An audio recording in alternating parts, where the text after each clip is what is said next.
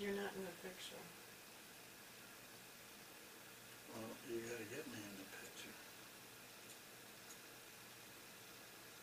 Okay. I just had to click it off and back on. Is that okay now? Yeah. And your mic is on. My Yeah. microphone's on? Yeah.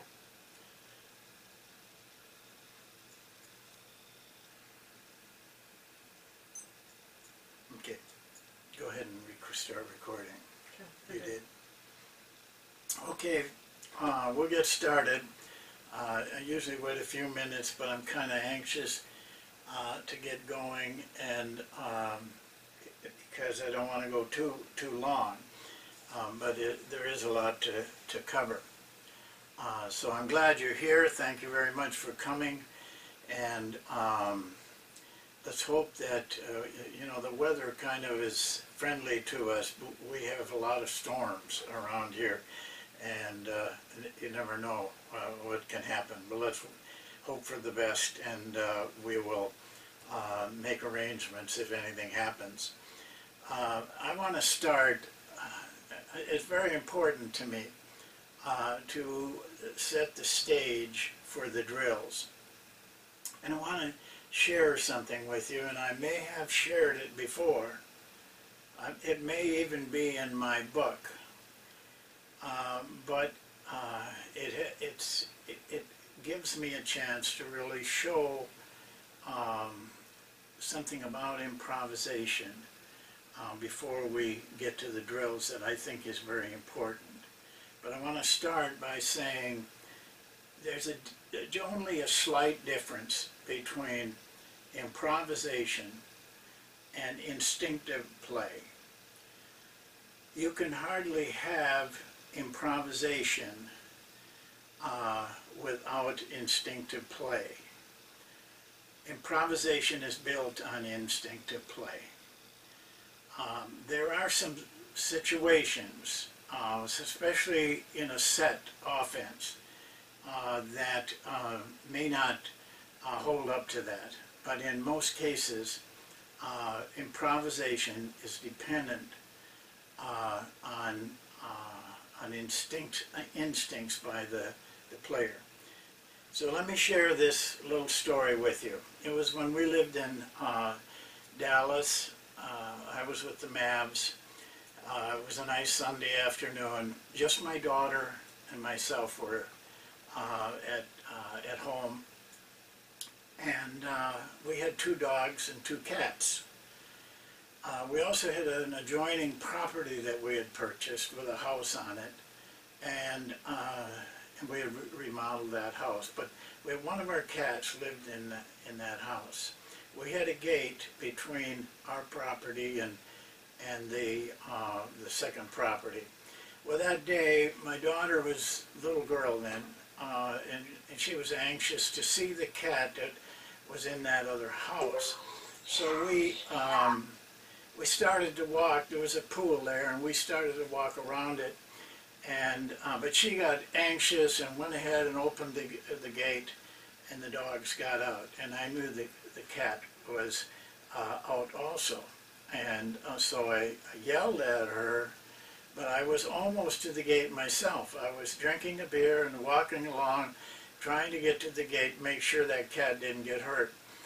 But just as I turned into the gate, the second cat, which was a young cat, very small, came shooting through that gate with one of my dogs about 3 feet behind her. That dog could kill.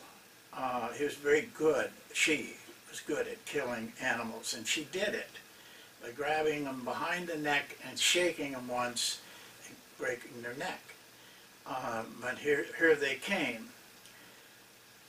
The cat got all the way past the pool, up on a fence, and the dog's mouth grabbed her by the back of the neck. At the same time, my foot hit the dog in the head, and the cat dropped. I picked up the cat, fell backwards over a ditch and slid down all the way down the ditch with the cat. The dog's up there growling. Finally, I got mad enough at them, they left and went to the other side of the pool. I brought the cat in. She was injured a little bit. I had never spilled a drop of my beer. It was still there. That story in itself is not very telling, but here's the telling part. How in the world, I was in my early 60s. I do run every day, but I don't sprint. I don't know if I ran a 40-yard dash, it would probably take me forever. How was I able? They were going that way at full speed. I was going the opposite way. But yet I got to that gate fence at exactly the right time, and I was able to kick the dog in the head at exactly the right spot. Had I missed or kicked lower in his body, the cat would be dead. How could I do that? How could I run that 3 or 4 seconds so fast? I couldn't do it any other time. And do all the things I did, and yet never even spilled the beer. Well, I don't remember anything from the time that cat came through till my foot hit that dog's head. And that's the area that I want you to understand. I'm not a psychiatrist or a psychologist, but I've read a lot. I've studied this aspect of learning and using your mind a lot. And here's what is the best explanation I can give you, is that when that happens in an emergency, the brain takes over everything, but it has to shut down the conscious brain, part of the brain. Otherwise, there's too many distractions, too many things that you have to remember that they're controlling all those things, my speed, my kick, my balance, my holding the beer just right. So they shut down the conscious part. It's like a blackout. I do not remember to this day any aspect of that. Well, that isn't an unusual thing, by the way. You hear all kinds of stories about it. You know, I remember a story where her house got on fire. 2 70-year-old ladies on their way out picked up a chest, carried it out 50 feet from the house and put it down, and it was so heavy that 3 or 4 guys struggled to get it back in the house when they got the fire out. They asked the ladies about that, and they didn't even know they had done it. What had happened was their mind had blanked out, but their subconscious mind was running everything. And so they were able to do a feat that they could never do, and get it out in a hurry and take it 50 feet from the house before they put it down. Even when Kobe Bryant made the 81 points, he alludes to this in a lot of his quotes. I've never talked to him personally about it. I've read his quotes. He alludes to it. There was parts that he didn't even know he was doing something. He didn't know what his hands were doing. He didn't know where he was looking. Again, he was operating in a mode that was so much superior to the conscious mind. And this is, as coaches, what we're dealing with when we want improvisation. Because improvisation is built on those instincts. And we have to keep that, I want you to keep that in mind every step of the way today. Keep what I have just told you because it's a very important aspect. And if you look at your own life, there are times when you've done the same thing. It may be only for a fraction of a second, but there are things that you do quickly and accurately, and you can't explain it afterwards, why you did it or how you did it. Think back. I think if you think hard enough, we all have those instances, and they save our lives sometimes. Avoiding a car wreck because of the ability that you probably couldn't have if you were thinking. And why does thinking hurt? Well, had I turned and was thinking, I would have been thinking things like, oh my God, he's going to get her before she gets to the fence. Oh, now he's got her. All those things would have been going through my mind. Well, in a game, those things are going through your players' minds. If you can get that blanked out, you will see performances that you didn't think were possible. And they happen. They happen all the time. Players are doing things all the time that they can't explain. As coaches, you must have had the feeling. I know I've had a lot of times where you make a decision in the game and you can't understand why you made it, but it turned out to be the perfect decision, even though you would never have made it consciously. Think back. I think you'll understand that. That's what we're doing as coaches. We're trying to get the players to a position where the conscious mind is not involved, and that allows them to play instinctively instead of learned and slow.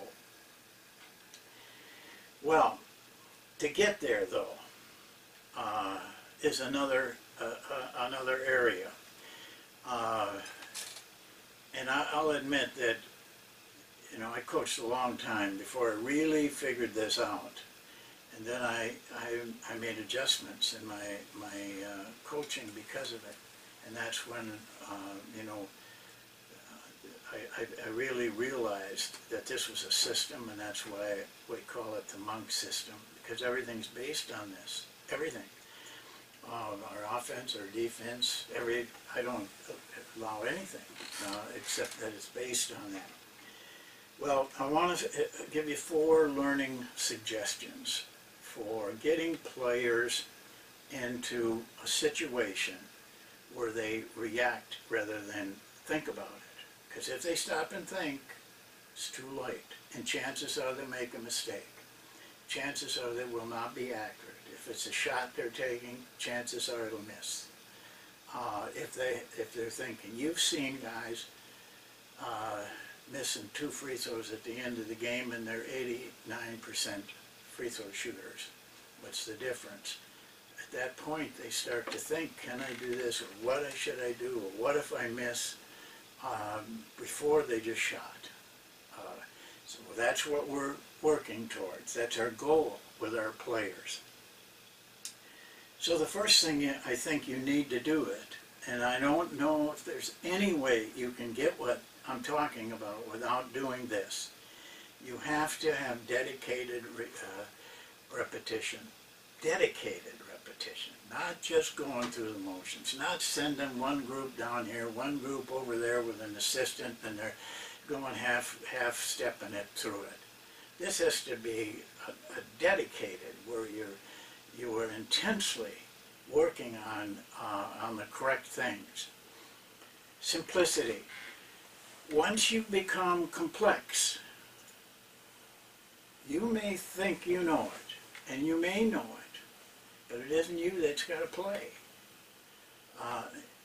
Complexity, adding drills, new drills every day, new offense, new defensive things, all of that puts tremendous stress on the players. They become learned, they become robot-like, because they've got all these things that they've got to think about, all these things that can go wrong. Simplicity takes all that away from them and allows them to focus on the important things. It allows them to do things intensely. The third one is you have to find a way to overcome fear and doubt. Because you have fear and doubt, performance is not, that's thinking. If you can get rid of those things, you probably can get rid of the conscious mind doing the controlling. But as long as you have fear and doubt, you won't. Now you have to work at that. And you know, when we talk about, when I'm going to talk about these drills, you know, I work at that. I tell players, you can't make a mistake. I don't want them worried about a mistake. I tell players, don't read the defense. Feel the defense. Reading the defense is thinking. Feeling the defense is reacting. And I always tell them, I don't care what you feel like, do it. You're not going to be wrong. You don't have to come to me and apologize. I know. We may make mistakes, but very seldom, if you're really doing it from feeling, will you make a mistake. You're probably going to do better than you do at any other time. Now these are just, you know, I'm saying these pretty fast. There's a lot of thinking that has got to go into all of this. And the fourth one is freedom. They need freedom. If you want them to be instinctive, if you want them to improvise, they need freedom. They need to know, first of all, where the line is that they can't go over. Believe it or not, that gives them freedom. But if you're wishy-washy and you are correcting them when you don't need to, they don't know. And then it becomes a case of confusion and trying to sort them out as a player. Give them some freedom. Of course you have to live within the rules and you have to live within the team. We demand teamwork, but there's freedom within that. As long as they know where they can go and where they can't go, they will be free. But don't tie them down. If you want to do this kind of coaching, it's not easy. This kind of coaching is tough. Only, you know, the ones that are really intensely devoted to it make it work. And but once it works, in my mind, there is nothing that's superior to improvisation. And you know, I've proven beyond a doubt over and over again that I don't care how many plays you run. Most of your time is going to be spent improvising. Plays are going to break down. I don't care what system it is. Why not prepare for it? And you can with improvisation. It's a great way, and it's a wonderful way, by the way, to live your life. To be able to do this. Well, I'm going to start now in the drills. I've given you enough background. I hope you understand why I'm giving you this background, because the drills themselves are not going to do it. It's how you do the drill. It's how you work with the drill. You know, you can take very simple tools and make them do a lot of great things if you know how to do it, and if you have done your work to be able to do it. First thing I will tell you is, and I just shudder when people do this, don't run the breakdown drills before, these are breakdown drills, don't run the breakdown drills before they know the offense. Let the players see and visualize and understand what this offensive is going to be. What is it going to be when it's the final picture? They need to know that. Then these drills take on meaning. But if you're just going to put a drill out there and say we'll work up to the offense, they don't know, they don't have any idea of where this is going to take them. Always start with the whole and work to the breakdown drills. It is, in my mind, the only way, and I think you'll have a little much more success when you run these drills and get something out of them. Well, we're going to act basically, this is a set of 4 drills. You may wonder why so few. Well, it goes back to simplicity. I've just omitted a lot of the junk. I boiled it down to what really counts. And I do it all over and over and over again, all year long. And I'll get into that aspect of the drills too. However, one of those 4 is what I call cutting drills. There are 4 different ways to cut. You must show your players how to cut. You must practice them on cutting. Don't think that that's natural. It's not. You got, some people spend all this time dribbling. To me, that's a waste of time. All those cone drills and everything. Cutting, they spend as much time on cutting, they would open up a whole new picture for them.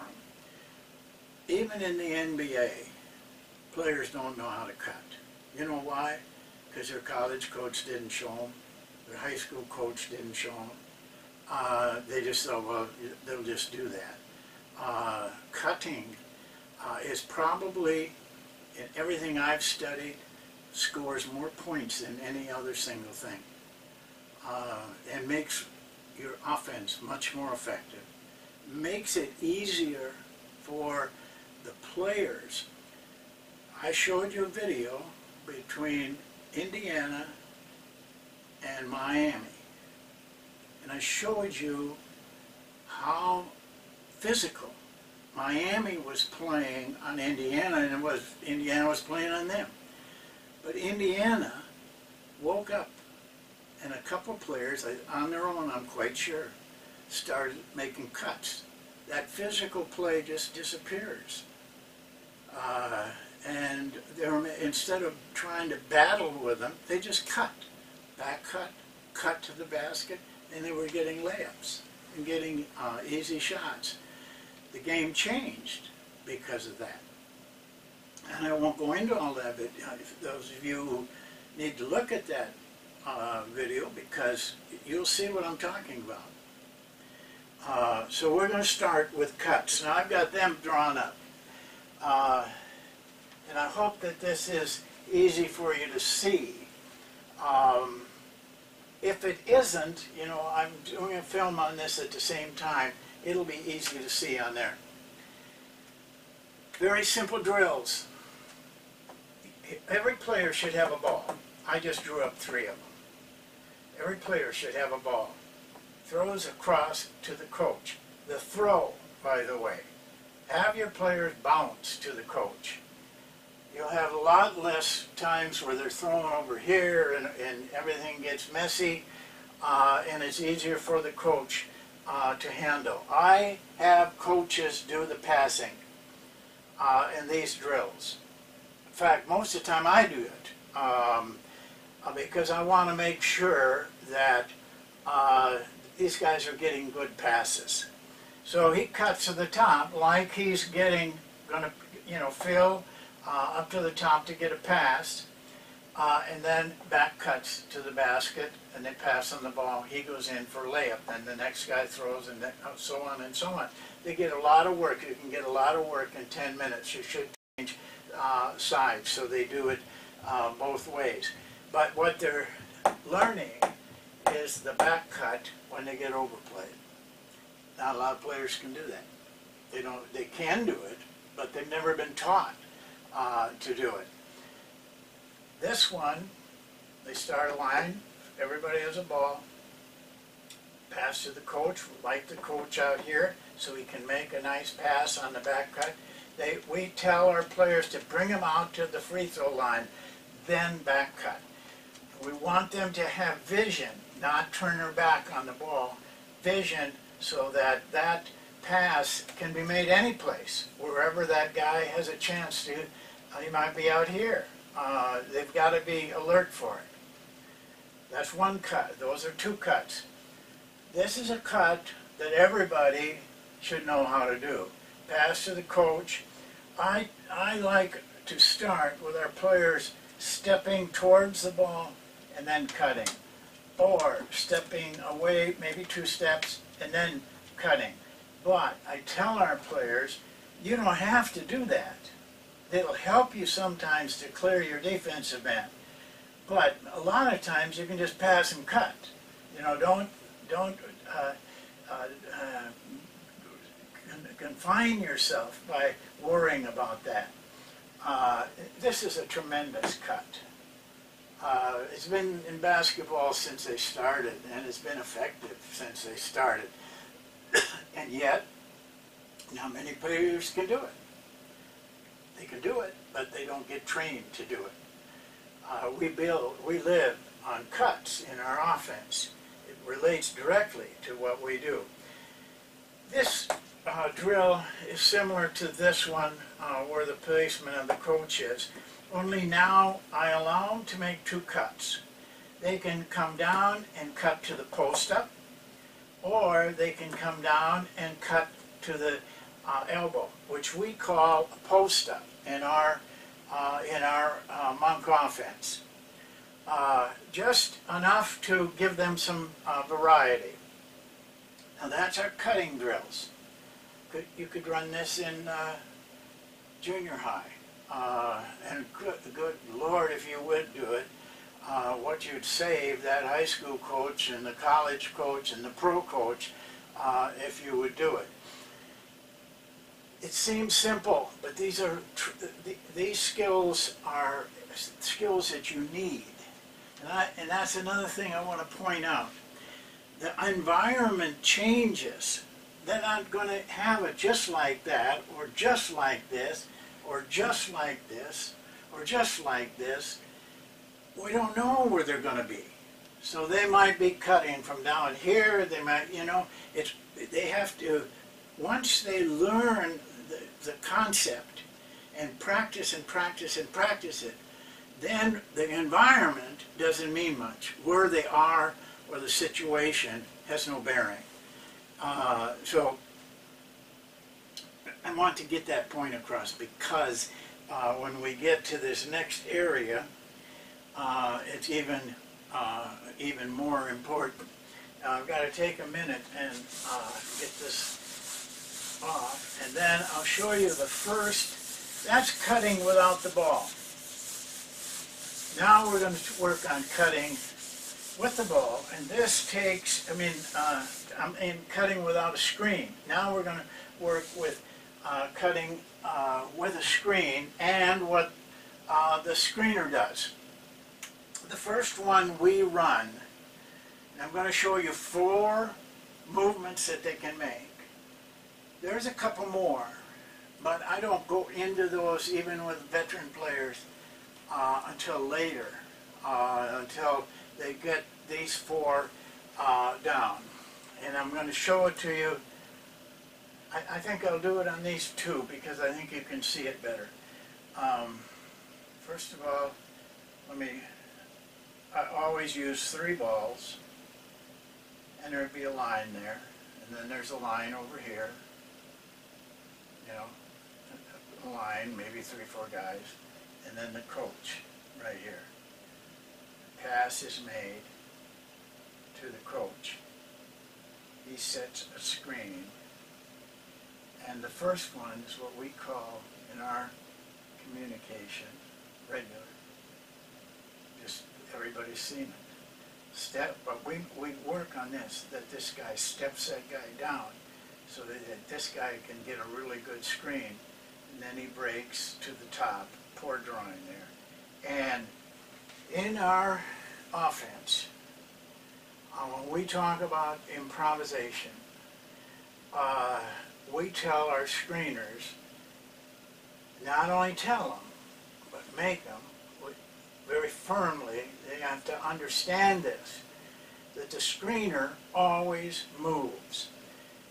It's senseless in my mind to allow this screener's man to bump and push and all of those things, and he won't if the screener moves. And in this move that we show is to roll to the basket. The coach gives a shot to either one of them. It should vary it a little bit, which brings up another point. Don't use two balls. If you're going to use my drills, don't use two balls. This is a cutting drill. I don't care how many shots the guy gets. This is a cutting drill. Okay, that's your first thing you can do. Now, you've got two options, possible scoring options. One is the cut here, if it's a good screen, or the roll, the screener getting the shot. We call that regular. Now, on the rest of these, I'm not going to draw up all these players. Coach here, it's always the same. Screen, step up, back cut, pop. This is a pop. That's a back cut. Again, the coach can pass to either one of them. At first, I try to point out to the players that this stepping back instead of stepping across puts more pressure on his man. If his man steps off to help at all, then this is a shot. He may take away this, but he's not going to take away that. If he comes across, he just slides through, which is a lot easier for him. Okay, where's that?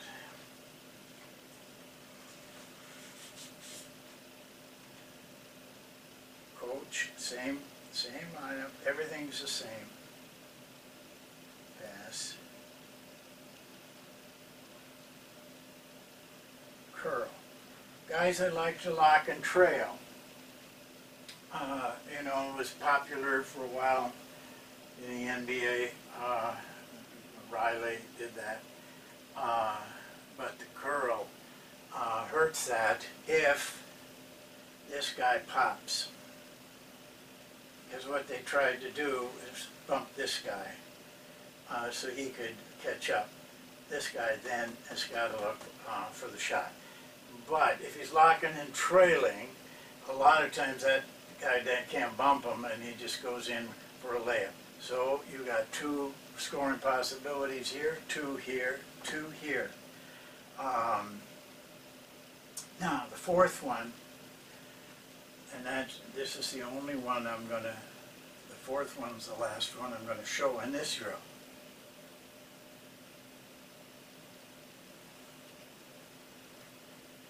Screener goes but doesn't screen.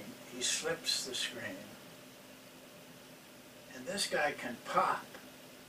But on this maneuver, because there is no screener, he can also go across. Now, am I going to get upset if a player doesn't pop just like that, but pops to a better place? You might say he's breaking the play. Well, in my experience, I've learned that breaking the play at the right time can be devastating to the defense. I used to really get worried about that. I don't worry about that anymore. And because when they do it, if they're doing it right, you know, if they're just wholesale screwing up the offense, you got to stop it. But I encourage it rather than stop it. So this is a back cut.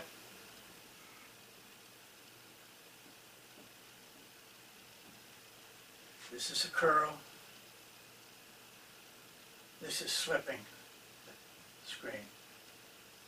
Now, this is not a realistic place in the floor because the pass is too far. And being on the weak side, they're likely to slide through. What I'm doing here is teaching them the cuts and the movement of the screener. It could come any place, but they can do it. Now we discourage in our offense them doing this on the weak side because it's too easy for the defense just to exchange and be able to cover it. But I see people running plays that do that, and I shake my head, wondering if they do get a shot, which they hardly ever do, that why the defense even allows that, because it's so easy to defend. But what I'm trying to get across is don't look at the environment. We're teaching them and helping them to learn how to make movements. Now, I spend more time on this than the other ones. We do this until they know it. Then we add this until they know it. And then we add this until they know it. And then we add this and keep running them, just doing that until they know it. Then we say to them, and this is the moment that everything comes together, we say, now do what you want to do. Do what you feel like doing. Don't think about it. Here's that blanking out area that I'm trying to reach with them. Fearlessness, no doubt, no worry, no thinking about what they should do, just feeling it. But it may take you 4 or 5 months to get most of your players doing it with really feeling rather than thinking. So once you learn this, now the rest of our 2 drills are just another way of doing regular back cut, curl, and slip, just in a different environment. And I'm going to show you those now, just to show you. That's the screen away. It's the first drill I run after we have, presented the offense, and they know it. Screen down, we have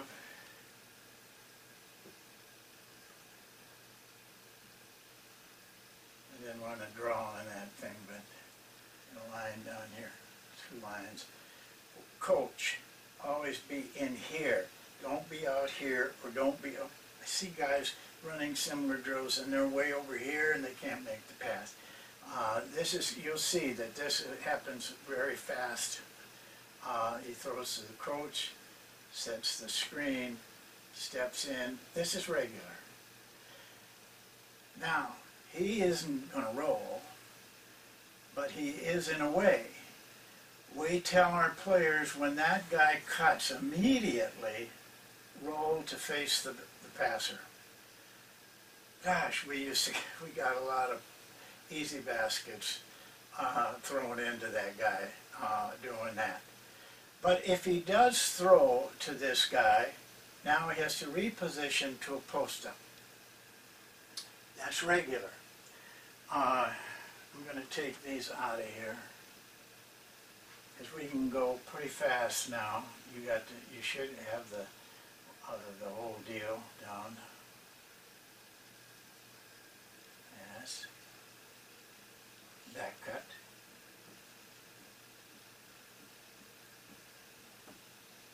Pop. This guy can get really good shots on that back cut. If the ball is here, if it isn't over here. Okay, let's do another one. Coach always in the same spot.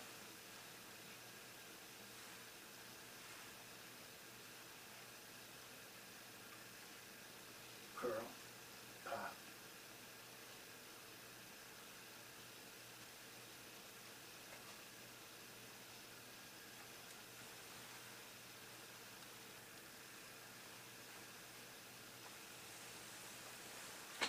Flip the screen.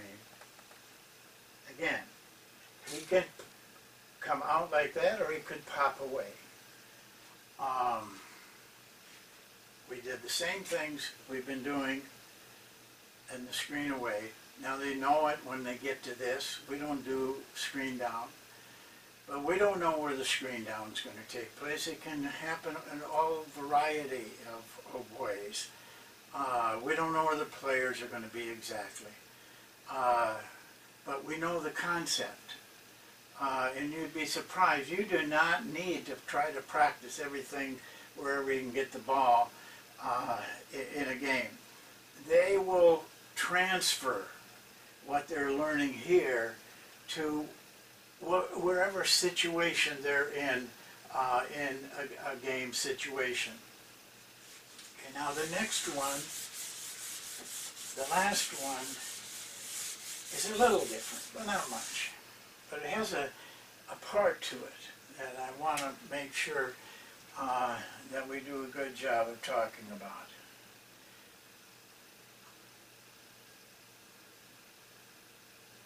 Postman. Another postman, a line here.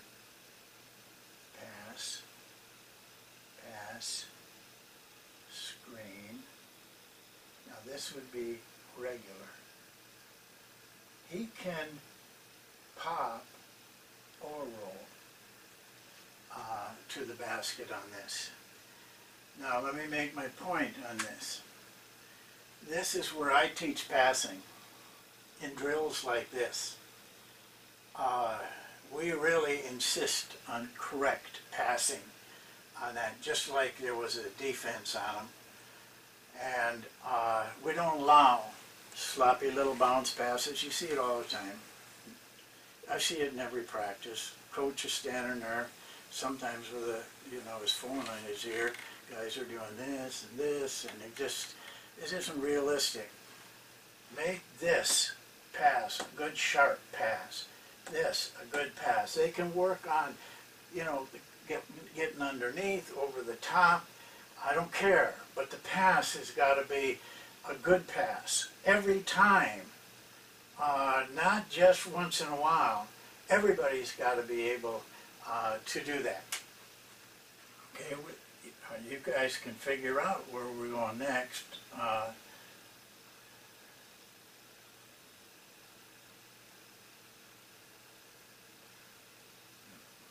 fault.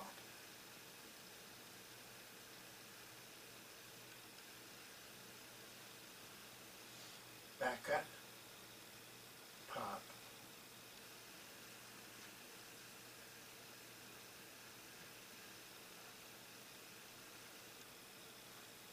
I'm going to get rid of these.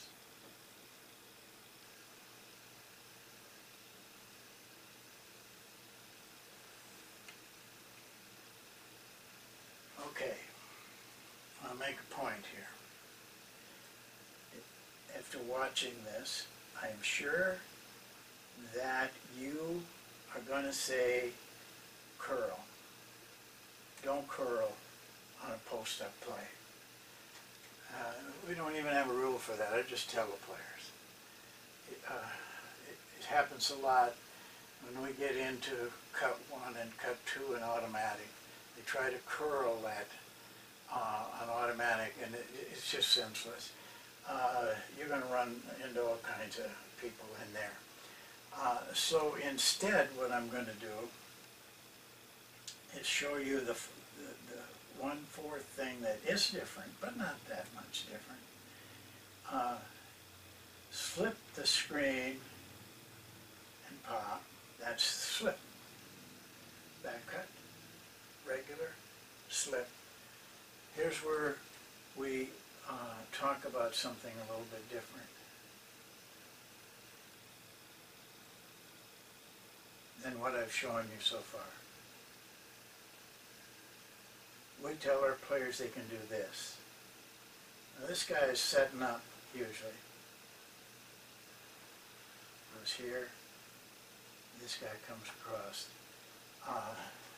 He can improvise on that. He might cut, depending on how they play defense. But we allow this maneuver, and and they don't have to go over there. They could just pop out here, so that you get a different look at the movement. We just can't isolate it to those three things. So there you have it. When they get good at this, all of these drills, and they will get good at it, then you will start to see, it may take a while, you will start to see in your scrimmages and in your games, players doing this naturally, but in ways that you would never dream of. And you couldn't make a play as well as they're going to make it up on their own. These drills, you're going to say, well, they're going to get sick of that by the end of the season. Well, I don't know how many years I've coached in the 40s. They may get sick of them, but I don't get sick of them. So we keep doing them. Here's the phases you go through, the learning phase. They'll be very unsure of themselves in everything we've shown you at first. Be gentle. Be firm. I'm not talking about being a wimp. I'm talking about trying to help your players learn without making them fearful. So I very seldom raise my voice in these things, unless somebody's just, goofing off. But even then, I've gotten good at not raising my voice in those situations and still being able to get the discipline. Got to go through that phase. You got to help them. Don't direct them, but help them. And let them feel their way along. It's not necessary that they have the instinct down, within a week or 2 or 3. It takes a long time for that to happen. Then you go through the phase of boredom. It might come 2 months after you start. Oh God, we're running this drill again. They won't get as bored if you don't. I stay very intense. There's no nonsense in my practices, and no distractions. Nobody, the superintendent doesn't come down and get on the floor, or the owner, or anybody. I'm coaching, and that's all that I allow. When I have that enthusiasm, the players get through that phase, but it may take a while. But I don't give in. They're going to do it, because I know that I got to get them to do it if we're going to be a good team. And I also know and have complete confidence in that if we get so that we can do it right, we will beat teams we shouldn't beat. We will win games consistently. Because it's very hard to play against a team that can do these simple little things. The last one, the last phase you'll get is when they become dedicated. I call it the dedication phase. Now, all of a sudden, they start to say, this is fun. And then they find little nuances that they can use, and that makes them feel good. And it makes them feel good when everything works smoothly. And it makes them feel good as a team when they can take that screen away drill and run it so fast that you get a whole workout in 5 minutes, and everything's precise. The passes are precise. The cuts and the pops, everything. You can see their joy at doing this. So now they become dedicated to it. Now you start to get to the point where you will see instinctive and improvisational play.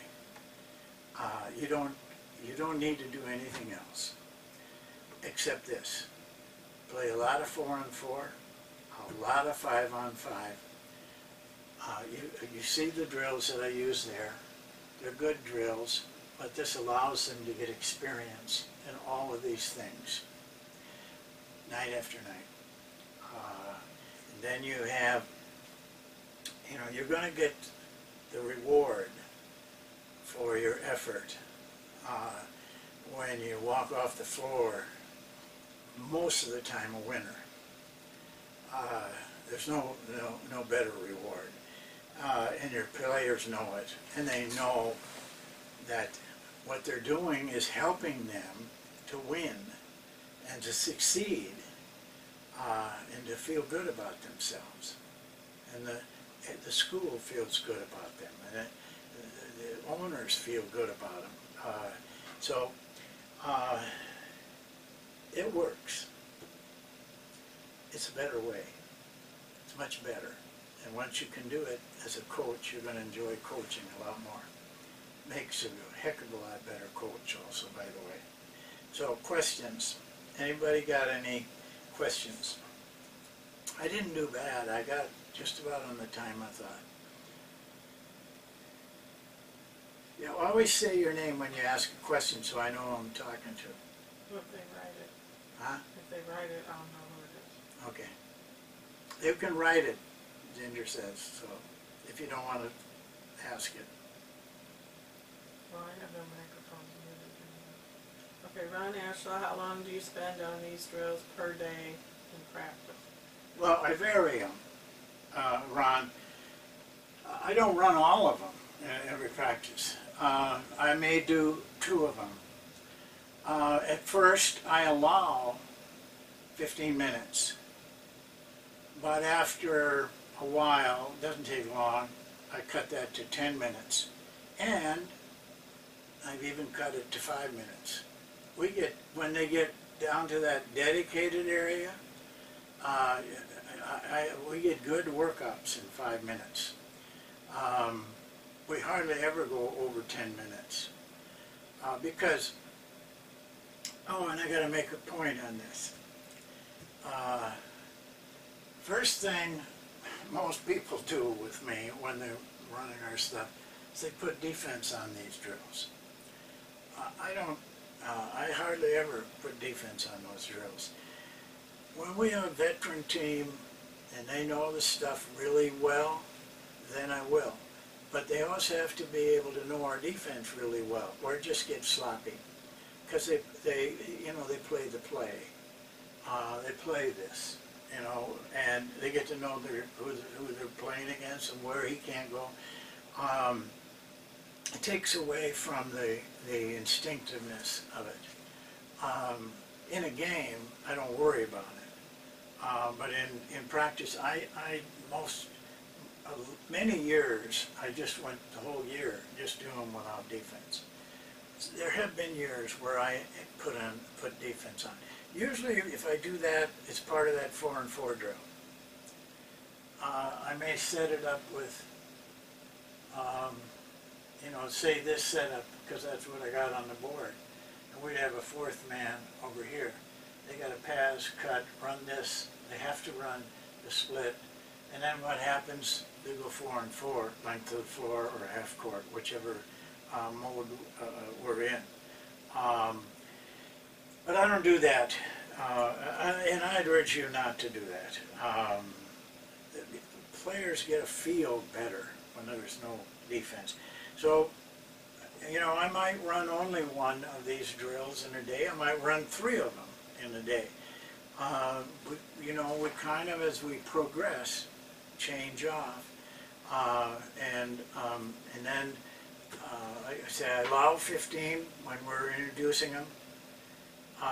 But it doesn't take me long to get them down to 10. And then we can get a good workout with 5 minutes once they know what they're doing.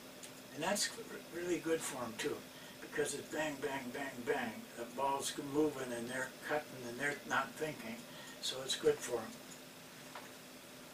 Kevin is asking, on the baseline cut and pop out cut, does the post set higher, and how and where does the pass take place to the baseline cutter?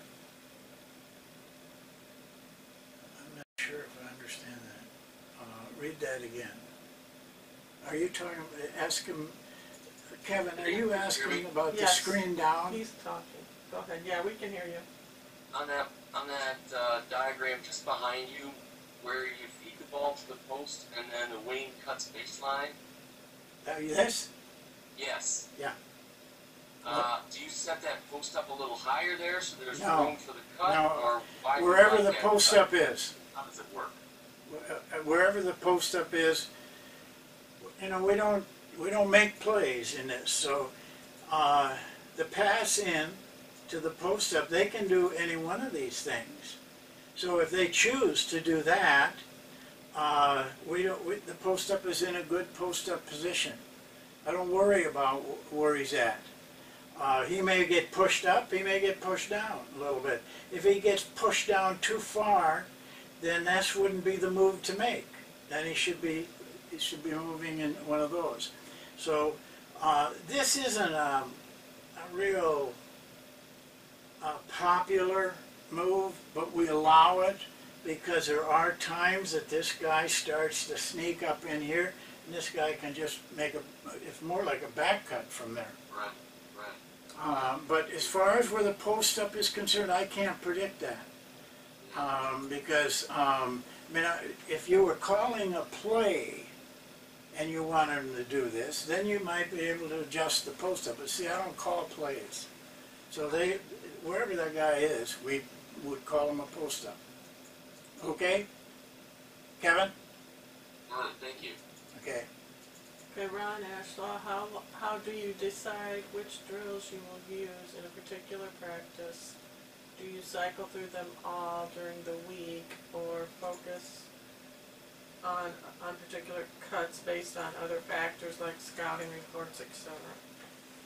None of the above, Ron.